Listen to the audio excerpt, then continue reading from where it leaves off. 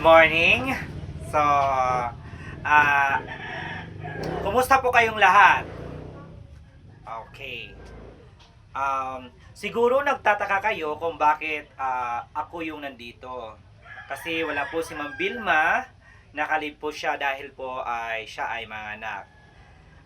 Ako po yung magiging substitute teacher ninyo for almost um, 1 month or uh, ano po tawag sabihin no na sa makarecover po si Ma'am Berman galing po sa kanyang panganganak. So, but before we start our class this morning, let me first introduce myself sa inyo para po magkakilala tayo. So, handa na ba kayo?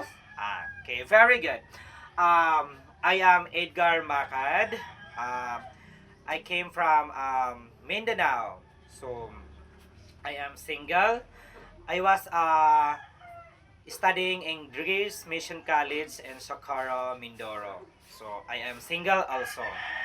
Then, um, gusto ko po sa klase na ito na may matutunan po kayo galing sa akin. Dahil po, sabi ni Ma'am Vilma ay madali naman po kayong turuan ng mga bata dahil kayo po ay mababait. So, okay, isa-isahin po natin yung kayo po. Dapat po magpakilala kayo sa akin. So, isa-isa. Okay, ikaw. Okay, very good. Siya po si Kevin. Then, okay, next. Ikaw. Okay, Marlon. Cheska. Very good. Okay. Abril. Jasmine. Okay. Wow, ang gaganda ng mga pangalan ninyo ha. Okay. So since nakilala ko naman kayo, punta na po tayo sa topic na ngayong umaga. So, may binilin po sa akin si Ma'am Vilma na ating itatakol. So, by tomorrow, ako na po yung magbibigay ko ng sarili ko na leksyon sa inyo dahil this is the continuation of the discussion of Ma'am Vilma regarding po sa inyo. So, our topic for this morning is all about the noun and verb. So, noun and verb. So, anyone, kung sino po bang may idea ngayon, ano po bang ibig sabihin ng noun at saka verb? So, okay, Chiska, ikaw po yung magsasabi, ano po bang ibig sabihin ng noun?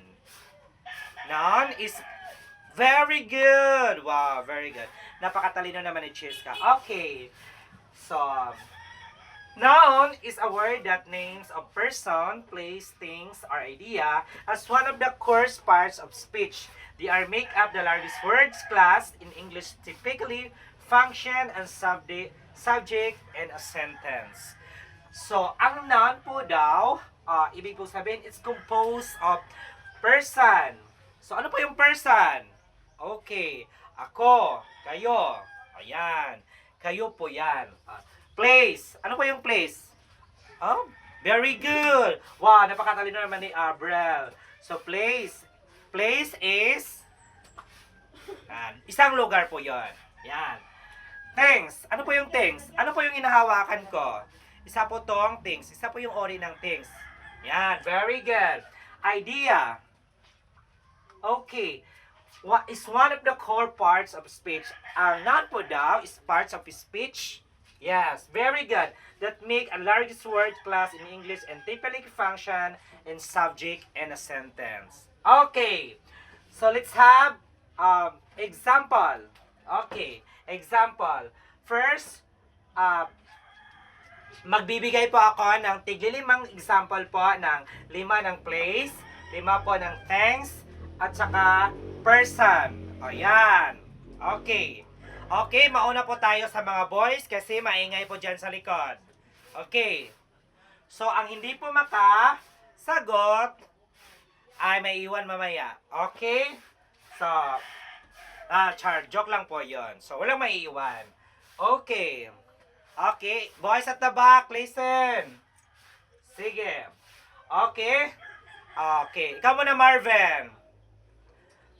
Give me one example of Person. Very good, Jose. Yan. Okay, dito natin sulat ha. Person. Yan, dito. Person. Yan. Person number 1, Jose. Okay. Next. Oh, Clint, ikaw dyan sa likod. Bakit anong ginagawa mo? Okay, makinig. Okay, Clint, anong may bigay mo na example? Clint, very good. Oh, pangalan niya mismo yung binigay niya. Very napakatalino naman ang mga bata na ito. Okay, another one. Yes, Cheska. Cheska. Cheska, yan. Sunod. Okay. Jonard. Jonard. Yan, very good. One more. Oh my God. Ako, Edgar. Oh, di ba? Parang naano pa yata ninyo ako ah. Okay. So that's the person, name of person. So later po, magbibigay po tayo ng mga sentence dyan. At gagamitin natin yan. Si Jose, si Clint, si Cheska, si Jonard. So, sa mga girls naman tayo. Okay, girls? Okay, handa na ba kayo? Okay, Cheska, ikaw po. Magbigay ka ng pangalan ng person. Okay, very good. Okay. Siya po ay si Melvin. Melvin. Okay. Jennifer. Wow. Siya po ay si Jenny. Jenny. Next, ikaw naman. Yan, ikaw. Okay. Very good. Si Stephanie. Steph. Yan. Okay, sunod. Wow.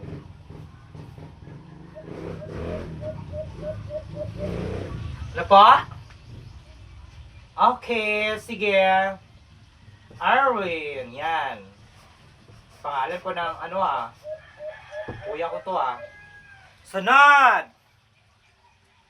Very good. Felisco. Okay. Okay. Those who are example of person. Okay, tapos na sa person. So, let's move on to place. Okay. Kung sino po yung nakasagot dito, wag na pong magsagot dito sa susunod ha. Ayan, kailangan pantay-pantay po tayo. Kailangan po may sumagot. Yung sumagot na po kanina, hindi na po yun sasagot ngayon. So si Jose, si Clint, kung sino po yung nakasagot kay Jose, si Clint, si kay Cheska, kay Jonard at kay Edgar, ay hindi na po sasagot ng place. Okay, para naman po mabigyan natin ng chance yung iba na makasagot din. Okay? Okay, very good. Okay. Okay, dito na tayo sa place. Place na tayo. Yan, sa place. Okay, anyone to volunteer? Ano? Okay, very good. Wow, bakit gusto mo ng Baguio? Gusto mo pumunta doon? Ano pangalan mo nga? Okay, Bernard. Okay, Baguio. Very good. Baguio City. Okay. Sunod, gusto ko naman yung national, international na name ng place or place, country, just like that. Okay. Sige. What? Wow, Seoul, South Korea. Ay. Yan. Seoul, South Korea. South Korea. Yan. Sunod, Paris. Very good. Paris. Sunod, Wow! Ay, dito may A pala to, oh. May A. Paris, France. Yan, very good. Paris, France. Paris is the capital city of France. Yan. Paris. Ang Paris, France po ay tinaguri ang the land of love. Mhm. Because of the iconic tower, according to my research, ang France po daw ay uh, dyan po yung iba, yung lalo na yung mga sikat na mga Hollywood superstar, dyan po sila propose na kanilang mga girlfriend. Parang ganun. Kaya tinagurian yung Paris, France na land of love daw po. Ganon. Okay. So, sige. Ano pa? Okay, sunod. May alam pa ba kayo? Okay, mag-isip-isip kayo. Vietnam! Very good. Napakatalino naman niya. Vietnam. Country. Country po yan. Vietnam. Place. Sunod. Okay. Manila or Cagayan de Oro City. Ayan. Manila. Manila, Cagayan de Oro.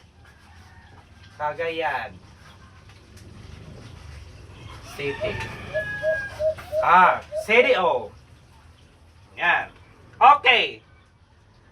Tapos na pa tayo sa place. Sunod, things. So things, ano po yung mga things? Very good. Very good. Napakataro naman ni Bernard. Things ay yung mga bagay-bagay. Okay. Yan. Very good. Napakatalino naman ito. Siguro sabi ni Ma'am Velma, hindi na daw po ako mahirapan kasi yung mga estudyante naman po niya ay matatalino. Ayan. At totoo naman talaga. Okay, let's go back to our topic. So, let's move on and sa thanks na po tayo. Okay. Example po ng mga things.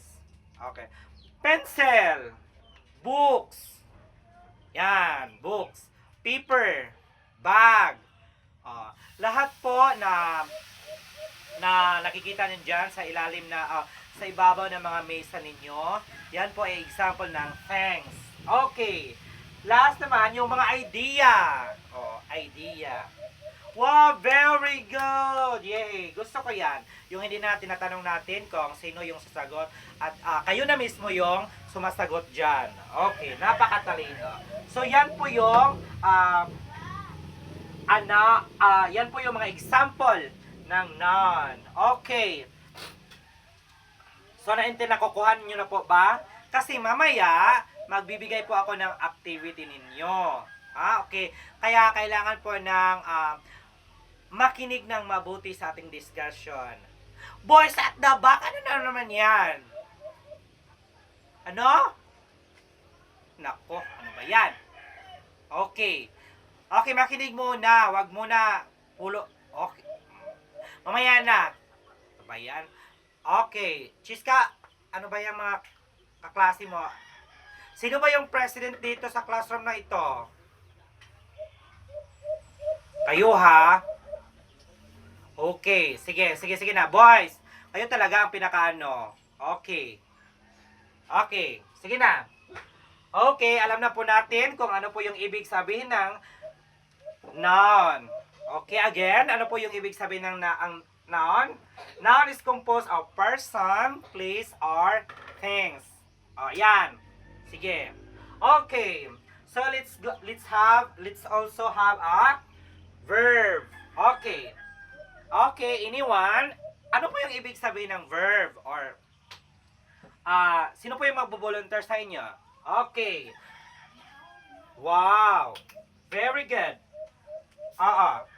Yan. Sige. Action word. Verb, and in short, verb is an action word. Okay. Ano po yung example ng action word? Ha? Sige, sige, sige. Okay. Host volunteer. Yan. Sige na. Okay, ikaw sige. Run. Running. Yes. Very good. John Paul is running. Is an action word. Yes, correct. It's correct naman talaga. Yes. Very good. John Paul is running.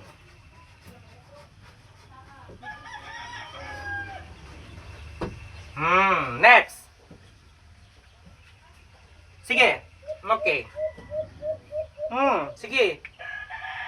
Don't be shy, Cheska. Yes. Very good. Yan. Gusto ko yan.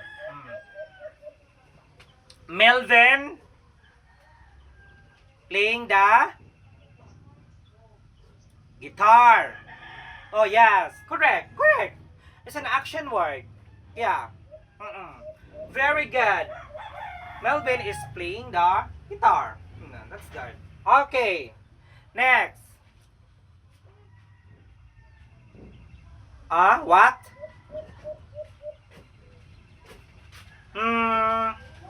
Pwede. Yan. Melvin is cooking. It's an action word. Very good. Jonard pitching water.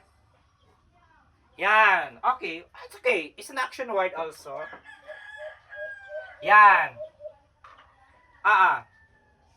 Okay. Sige. Yan po yung mga example ng verb. So, alam po natin kung ano po yung ibig sabihin ng dalawang salita na ito. Noun and verb. So, pag sinabing noun, is composed of person, place, things, or either idea. Madali lang po yung intindihin yung ano po yung ibig sabihin or the difference between the noun and verb. Yan, madali po yung intindihin. Kasi lagi po yung tatandaan na pag ang sentence po ay kumbaga may nakalagay na pangalan is automatically person po yan. Sa noun po yan nakalagay. Lagi po nating tandaan yan. Okay? Okay.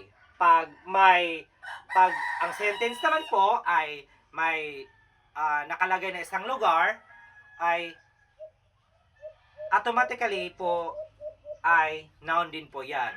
Is place. Yan. Very good. Oo.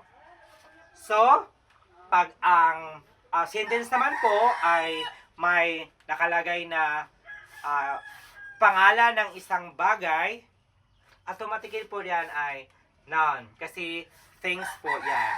Okay. So, sana po ay naintindihan po natin yung ibig sabihin ng dalawang words na ito. Yung noun at saka yung verb. Yung verb naman, madali po natin po yung maintindihan kasi po sa salitang action word. Oo.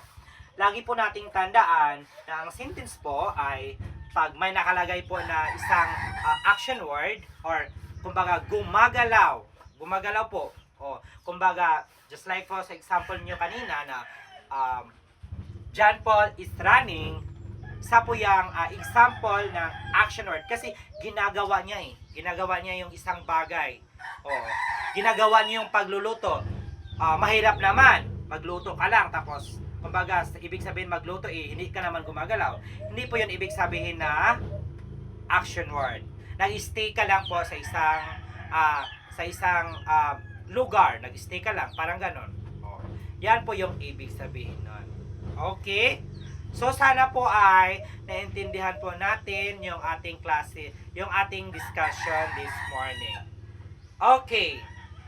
Okay na? Sige. Okay. Meron po akong prepare dito na activity ninyo. Yan. Yan. Oh, may yan. Oh. 'Di ba sinabi ko kanina sa inyo na kailangan po makinig po ng mabuti kasi po pagkatapos nito ay may activity po tayo. Oh, ayan. Okay. Activity 1, directions. Underline the noun. So, in-specific ko na po dito kung ano po 'yon. My place, my person, my thing, and also my idea. Yan. Okay. Ano po yung gagawin sa activity 1? Underline. Underline the person, place, things, and idea. And we have activity number 2, directions. Circle the verb.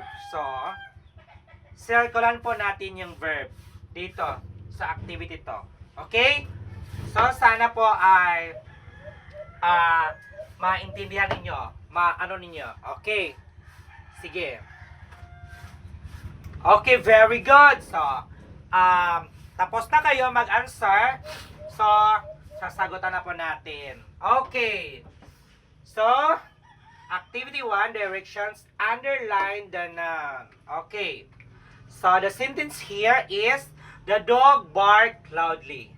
Okay. The sentence, the dog barked loudly, saan po dito yung noun? Okay, Chiska.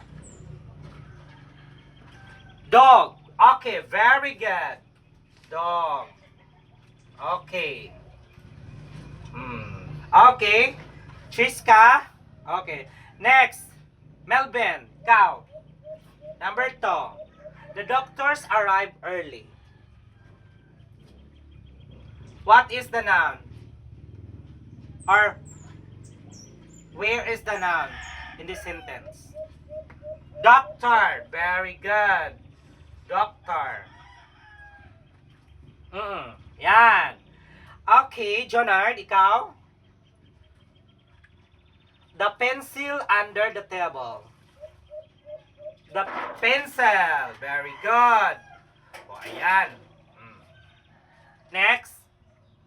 I went to Baguio this vacation. Baguio. Very good. Baguio. Yan. Sunod. Number 5. A smart boy solved the puzzle.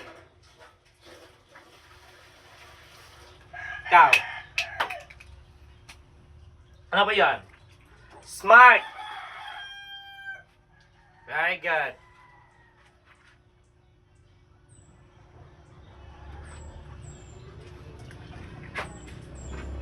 Sarah lived in Canada.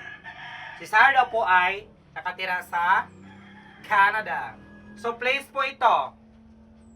Okay, Canada. Yan. So, activity 2. Yan. So, di ba? Madali lang natin maintindihan or madali lang po nating naintindihan pag nakikinig po tayo ng mabuti. Okay? So, yan. So, I'm sure perfect po kayong lahat dyan dito. Okay. So, activity number 2. Direction. Circle the verb. Okay. Kailangan pa rin i-circle yung verb. Ito po yung number ito. Ito po yung verb, ha? Pag sinabing verb is an action words. Okay. Circle the verb. Okay. Okay, number 1. I help my younger brother. I help my younger brother. Where's the verb here? Circle. Help. Kailangan circlean lang po natin yan. Yan. Okay. Sunod. Number 2. He fixes the broken chair. Where is the action word? Fixes. Very good. Okay, number 3. She paints very beautiful art. Okay, ikaw naman, Clint. Wala kang, bakit natahimik ka dyan sa, likod? Ano? Okay. Paints. Siya po ay nagpipintora. Very beautiful. Nang napakaganda. Kids shut out during playtime. Shut out. Very good. They build house quickly. Build. Okay. Dogs catch ball fast. Fast. Catch. Kids jumps in the paddle. Paddle. Jump is action word. I visit my grandma every day. Where is the action word here? Very good. Visit. I cut onion carefully. Cut. Cut. Okay. You brush teeth before asleep. Where is the action word here? Last one. Brush. Very good. Okay. So those who are action word. Okay. Siguro po naman po ay perfect kayo. Sino po? Sino po ang nakakuha ng perfect? Ayan. Bakit? Bakit si Edgar 7 lang? Okay, kasi hindi po siya nakinig. Yun lang. Ang ibig sabihin nun. Kaya ka po nakakuha ng maliit na score, Edgar, kasi po hindi ka po nakinig sa ating discussion kanina. Kasi nagchichikahan po kayo dyan sa labas. Ha? Okay. So, ano po yung mga katanungan ninyo? May clarification pa po ba kayo sa ating discussion ngayong umaga na ito? Tungkol po sa noun and verb. May malinaw ba? Malinaw ba sa inyo? Lahat? Ang ating discussion. Yan. Kailangan ko po marinig yung mga opinion ninyo. Okay. Yan, very good. Oh. Mabuti pa talaga si Chiska. Siguro si Chiska yung napakatalino sa klase ninyo. Kasi siya po yung palagi nag-i-interact sa mga katanungan ko eh. Very good. Yan. Oo. Sige. Okay. Siguro, lagi po nating tatandaan na kapag ang isang sentence po ay may mga pangalan, may nakalagay na lugar or isang bagay, madali po nating masagot yan kasi yan po ay nakalagay sa noun po. Pag ang sentence naman po ay kumbaga gumagalaw or an action word is a verb po yon. Lagi po natin tatandaan yan. Kasi madali po nating ma-identify kung ano po yung ibig sabihin ng isang salita or ng isang sentence kung ang nakalagay po ay specific po. Yung bang madali po nating maintindihan. Oo. Yan. Sana po class ay may naintindihan po kayo sa ating lesson ngayong umaga. At sana po ay pagbalik ni Ma'am Vilma ay masabi nyo naman po sa kanya na maganda po yung pagtuturo ni Sir Edgar sa amin kasi naintindihan po namin ng mabuti. So okay, by tomorrow, so we are continue discussing about the noun because nouns, there are different types of nouns. Yes, yan. There are a lot of different types of nouns. So by tomorrow, we will continue our discuss regarding noun and also the verb. So, okay class, that's all for today. Thank you very much for your listening. And we are hoping that tomorrow is kayo din po, kompleto pa rin po kayo sa ating gagawing klase. Maraming salamat po sa inyong pakikinig at sana po ay umuwi po kayo ng ligtas. Maraming salamat po. This is your Edgar Macad. This is your Sir Edgar Macad is now signing off.